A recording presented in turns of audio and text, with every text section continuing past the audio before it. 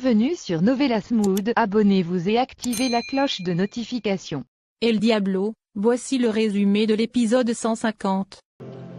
Marina et Kakshoro se retrouvent. Les deux amants sont très heureux de se revoir et s'embrassent. Kakshoro super heureux lui dit que cela est comme un rêve et enfin ils sont libres et pourront être heureux.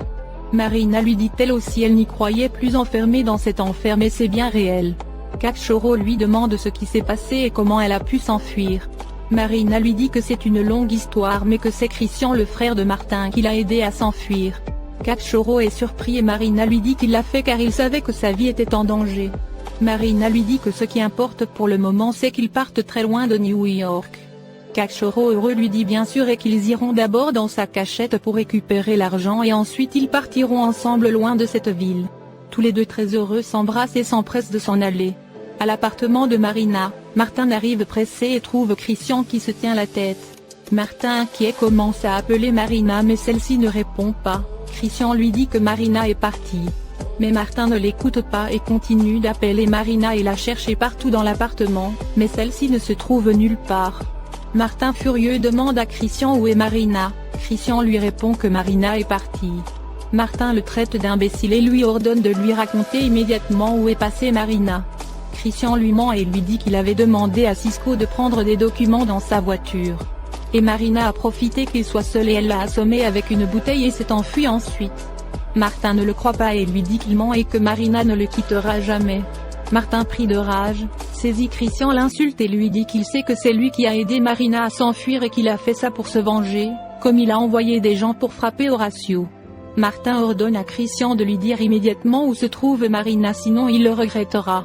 Christian lui dit que Marina le trompait de la pire des manières et qu'il a découvert son secret c'est pourquoi ils se sont disputés et qu'elle s'est enfuie. Martin confus ne comprend rien. Christian prend les documents et lui dit que Marina mentait sur ce qu'elle était en réalité. Il ouvre le document et montre les dossiers médicaux de Marina à Martin. Christian dit à son frère que la femme dont il est amoureux ne s'appelle pas Marina mais en réalité elle s'appelle Mario Suarez. Et que Marina quand elle est née était un homme et qu'elle a ensuite subi une opération pour devenir une femme. Et donc lui Martin est en réalité amoureux de Mario Suarez qui est homme. Cette découverte apparaît comme une destruction pour Martin, il n'arrive pas à croire cela. Il est complètement choqué les yeux hagards et regarde les documents. Christian de son côté se réjouit énormément de son coup porté à Martin. À l'hôpital, Ariana est très inquiète pour l'état de santé de Lucas de peur que Lucas ait fait une crise cardiaque. Virginia essaie de rassurer sa mère et lui dit que Lucas est un homme encore jeune et qu'il s'en sortira. Ariana se souvient ensuite qu'elle doit prévenir Sylvana, la fille de Lucas. Car avant d'avoir ce malaise Lucas devrait aller la rejoindre. Mais Ariana ajoute qu'elle n'a pas le numéro de Sylvana. Virginia demande s'il connaît l'adresse de rendez-vous mais Ariana lui répond non. Toutes les deux sont très embêtées car Lucas préparait une surprise pour l'anniversaire de sa fille. À l'appartement de Lucas, Angèle arrive et trouve Sylvana. Celle-ci lui demande s'il sait où se trouve son père et que ça fait des heures qu'elle l'attend. Angèle lui répond non qu'il ne sait pas où se trouve Lucas et il demande à Sylvana ce qu'il y a. Sylvana lui répond qu'aujourd'hui c'est son anniversaire et que son père lui avait promis qu'ils déjeuneraient ensemble. Angèle la félicite et lui dit que si Lucas est absent c'est qu'il a sûrement une bonne explication car il ne la laisserait pas attendre le jour de son anniversaire, et que sûrement il lui prépare une surprise. Sylvana contrariée lui dit que son père en réalité n'a pas changé et que quand elle était petite c'est ainsi qu'il s'absentait avec toujours de bonnes excuses. Angèle lui dit de ne pas penser ainsi et en attendant Lucas il l'invite à prendre un verre ensemble. Sylvana semble réticente mais Angèle insiste et elle finit par accepter. De l'autre côté, Maïk arrive au restaurant où est prévu l'anniversaire de Sylvana. Il voit le gâteau d'anniversaire de celle-ci sur la table mais il est surpris de voir qu'il n'y a personne. Il se renseigne auprès du gérant et celui-ci lui dit que normalement tous invités auraient dû être là mais jusqu'à présent il n'y a personne. Maïk trouve cela bizarre mais décide quand même de s'asseoir pour attendre les autres invités. Il appelle ensuite pour réserver les billets de spectacle qui sont une surprise pour Sylvana. Le gérant revient et est étonné que personne ne soit encore venu. Maïk lui demande le nom de l'organisatrice de la soirée et l'homme lui répond Ariana Davila mais Maïk qui n'a pas le numéro de celle-ci continue d'attendre. Kakshoro récupère son argent et ses affaires dans sa planque. Marina très stressée lui suggère qu'il parte pour San Francisco car elle veut être le plus loin possible de Hierro. Kakshoro la rassure et lui dit de ne plus avoir peur et qu'Hierro malgré sa puissance n'arrivera pas à les rattraper et finira par se faire à l'idée. Marina est très inquiète mais Kakshoro lui dit qu'une nouvelle vie commence pour eux et qu'ils vont changer leur identité. Cette idée réjouit énormément Marina, elle le remercie et lui dit qu'elle aime de tout son cœur, tous les deux se prennent dans les bras. Quand au même moment le téléphone de Marina sonne, c'est Hiro qui l'appelle. Marina est paniquée et dit qu'Hiro n'arrête pas de l'appeler. Kakshoro lui dit de se calmer et lui demande d'éteindre son téléphone et qu'Hiro ne peut plus rien leur faire. Marina éteint son téléphone et les deux amoureux s'en vont. À l'appartement de Marina, Martin furieux est dans tous ses états, il appelle Marina mais le téléphone de celle-ci est fermé, ce qui le rend fou. Martin pique une crise de nerfs et commence à tout casser dans l'appartement. Christian à côté l'observe tout satisfait avec un regard réjoui. Martin est complètement bouleversé et détruit, il crie, hurle et pleure. Il n'arrive pas à s'en remettre. Martin épuisé tombe par terre totalement détruit. Il demande ensuite à Christian comment il a découvert cela. Christian lui répond qu'il a engagé un détective privé. Martin lui demande comment il commençait à soupçonner Marina.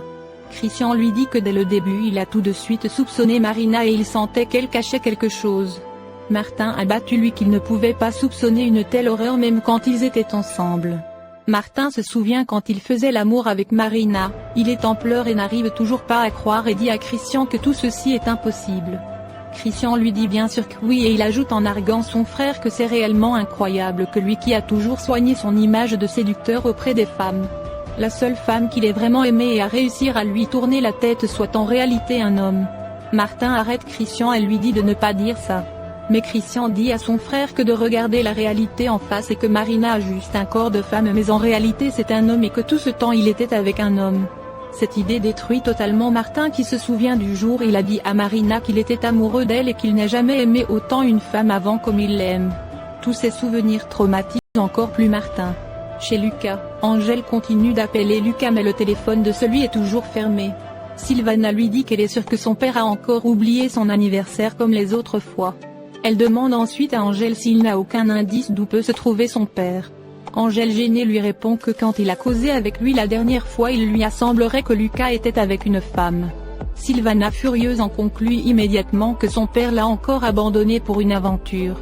Elle raconte toutes les fois où son père l'a négligée pour être avec une femme. Angèle la calme et lui dit que de ne pas penser ainsi. Elle demande ensuite à Angèle avec quelle femme son père était. Angèle gênée répond avec Ariana Davila. Cela énerve Sylvana et lui dit qu'elle n'aurait jamais dû donner une deuxième chance à son père. Angèle la prend dans ses bras pour la réconforter et lui dit qu'il est sûr que Lucas a une bonne explication pour cette absence. Angèle voyant Sylvana si triste lui propose d'aller dans un endroit sympathique qu'ils connaissent ensemble pour fêter son anniversaire en attendant que son père arrive. Sylvana semble réceptive à l'idée. À l'appartement de Marina, Martin est effondré. Christian satisfait dit à son frère qu'il doit s'en aller. Martin lui dit qu'il a fait ça pour se venger de lui et Christian lui répond oui et que c'est pour lui donner une bonne leçon et lui montrer qu'il n'est pas invincible et qu'après cela chacun peut continuer ses affaires et qu'ils sont maintenant quittes. Christian lui dit ensuite au revoir et s'en va. Après le départ de son frère, Martin est toujours tourmenté par les images de Marina, il éclate en sanglots et pleure à chaudes larmes désespérément. Il est rouge et colère et se frappe la tête. Martin se souvient ensuite qu'il avait demandé à Carmelo d'installer un mouchard sur le portable de Marina. Martin se saisit immédiatement et essuie ses larmes. Il appelle ensuite Carmelo et lui dit que Marina s'est enfuie et qu'il a besoin de la retrouver grâce au GPS qu'ils avaient installé sur le téléphone de celle-ci. De l'autre côté, Topo et son père parlent de la mort de sa grande-mère.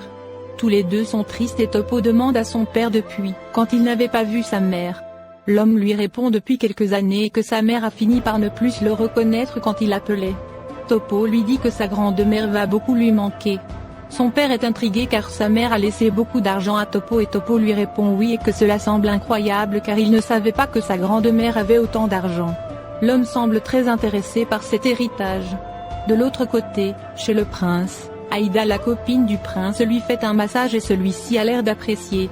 Pirata l'homme du prince vient lui parler de Ronco et Moncho qui veulent vendre de la drogue pour lui et dit qu'ils sont très populaires dans le quartier.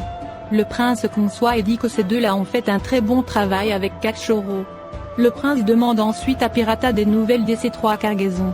Pirata lui dit malheureusement l'une des 3 cargaisons a été interceptée par la police, ce qui rend furieux le prince car encore une autre de ces cargaisons de drogue a été saisie. Le prince est en colère quand un de ses hommes vient l'informer que Léon est à la porte et le voir. Le prince lui répond de le laisser rentrer. Dans le train, Caccioro et Marina sont très heureux de pouvoir enfin partir. Ils parlent de leur future destination et des escales qu'ils feront pour contempler le paysage. Marina heureuse remercie Caccioro d'avoir réalisé ses rêves et de l'aimer autant et qu'il accepte comme elle est.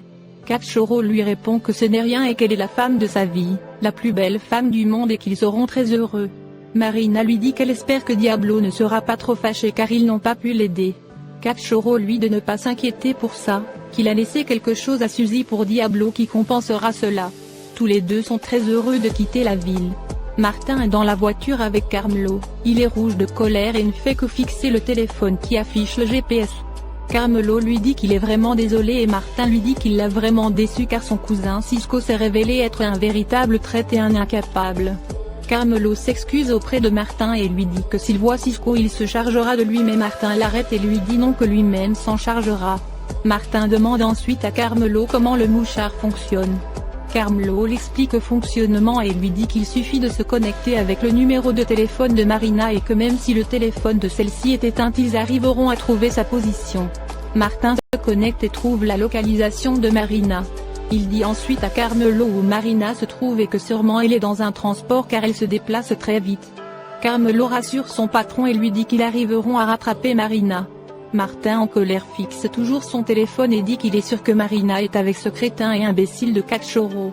Mais qu'ils en profitent bien car ce sont leurs derniers moments de joie ensemble sur Terre. Martin le regarde rouge de colère continue de fixer son téléphone. Merci d'avoir regardé l'épisode. Dites-nous en commentaire ce que vous en avez pensé. Abonnez-vous et activez la cloche de notification pour ne pas manquer les prochains épisodes.